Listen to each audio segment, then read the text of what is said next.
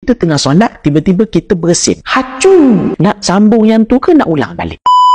Menjadi satu sunat yang jarang-jarang dipraktikkan oleh orang ramai hari ini mengikut dalam pandangan mazhab Imam Syafi'i kita adalah menyambung, ini sunat yang ke-65, menyambung bacaan basmalah dengan hamdalah dalam Al-Fatihah. Maknanya apa? Bismillahirrahmanirrahim, alhamdulillah. Itu salah satu sunat yang boleh kita buat. Masya Allah, Ustaz, saya dah baca dengan cara satu-satu bismillah, tak gabung dengan alhamdulillah, tak apa ke? Tak ada masalah. Ini sunat yang boleh kita buat. Jadi dalam ibadat solat kita, kadang-kadang kita cuba tukar juga sebab kita nak mengamalkan perbuatan sunat ni. Masya Allah, dalam buku ni diceritakan ada 500 sunat yang boleh kita buat dalam satu ibadat solat. Contoh, kita boleh ambil lagi, memulakan membaca Al-Fatihah. Ini sunat yang ke-67 jika terputus dengan menyebut satu perkara sunat di dalam solat. Contoh, kita tengah solat, tiba-tiba kita bersin. Hacu! Nak sambung yang tu ke nak ulang balik? Maka Masya Allah, disunatkan kita ulang balik daripada awal. Tak salah pun, sebab itu adalah perbuatan sunat. Itu sunat yang ke-67. Jadi Masya Allah, kalau saya nak cerita satu persatu ada 500. Jomlah kita dapat belajar banyak benda praktikal ataupun ilmu-ilmu baru yang mungkin kita tak pernah dengar selama ni. Siapa yang nak upgrade dia punya pahala dalam ibadat solat dia boleh baca buku ni sebab 500 sunat. Apa maksud sunat? Sunat tu maksud dia pahala.